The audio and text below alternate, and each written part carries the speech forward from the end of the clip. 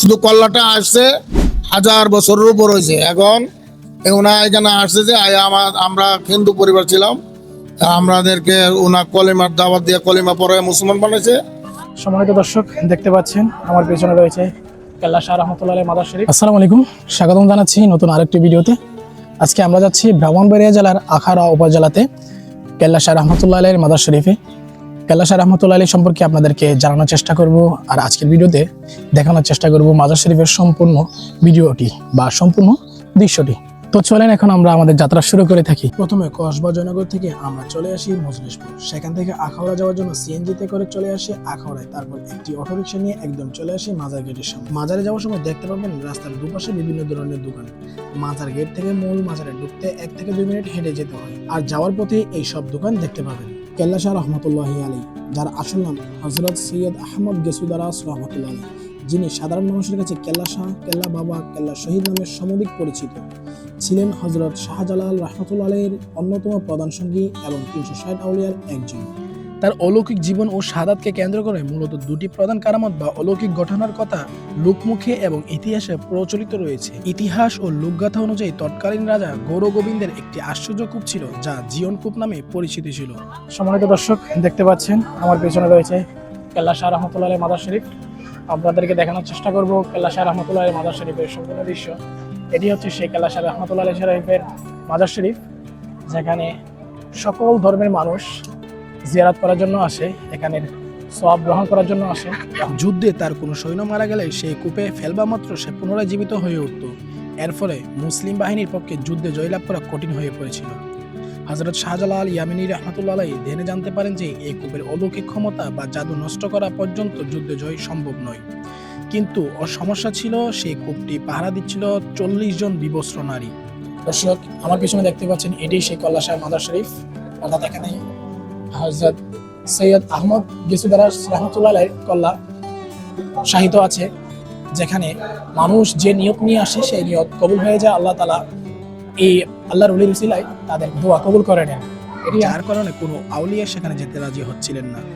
ভাগ্নে ও প্রিয় অনুসারী সৈয়দ আহমদ গেসুদারাস রহমতুল্লাহ আলাইহি হযরত শাহজালাল রহমতুল্লাহ আলাইহির চিন্তিত মুখ দেখে ইসলামের মর্যাদা ও পবিত্রতা রক্ষা করতে এক অভাবনীয় সিদ্ধান্ত নেন। তিনি কূপের কাছে গিয়ে নিজের ধারালো তরবারি দিয়ে নিজের মস্তক নিজেই কেটে ফেলেন।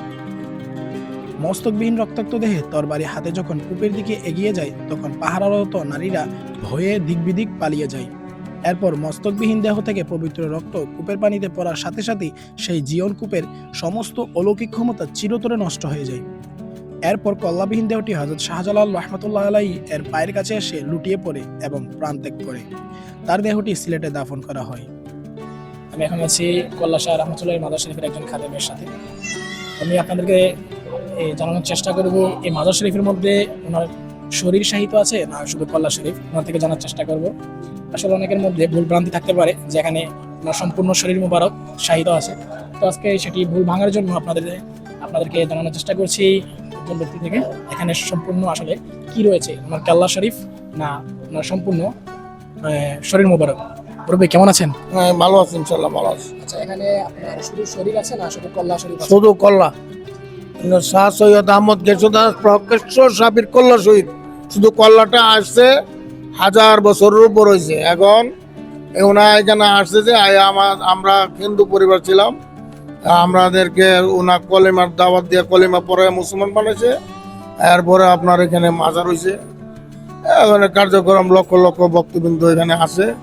এখানে শুধু জিয়ারাত আছে, আর সেজদা করিবেন না নিষেধ। হ্যাঁ, এবং অর্থ আছে সেজদা করিলে শিরক গুনাহ।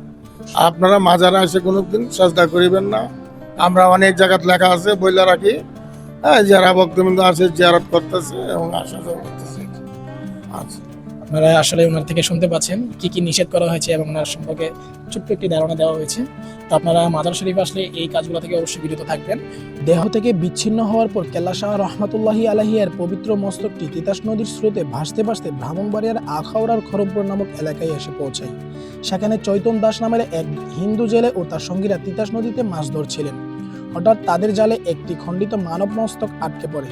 তারা অত্যন্ত ভয় পেয়ে যখন মাথাটি জাল থেকে উদ্ধার করতে যায়, তখন ঘটে এক চরম অলৌকিক ঘটনা।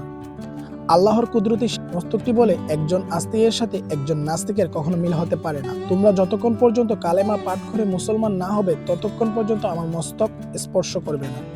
এই দৃশ্য এবং অলৌকিক বাণী শুনে চৈতন্য দাস ও তার সঙ্গী জেলেরা তৎক্ষণাৎ হিন্দু ধর্ম ত্যাগ করে ইসলাম ধর্ম খণ্ডিত মস্তকের নির্দেশনা অনুযায়ী খরমপুরে তা অত্যন্ত সম্মানের সাথে দাফন করা হয়।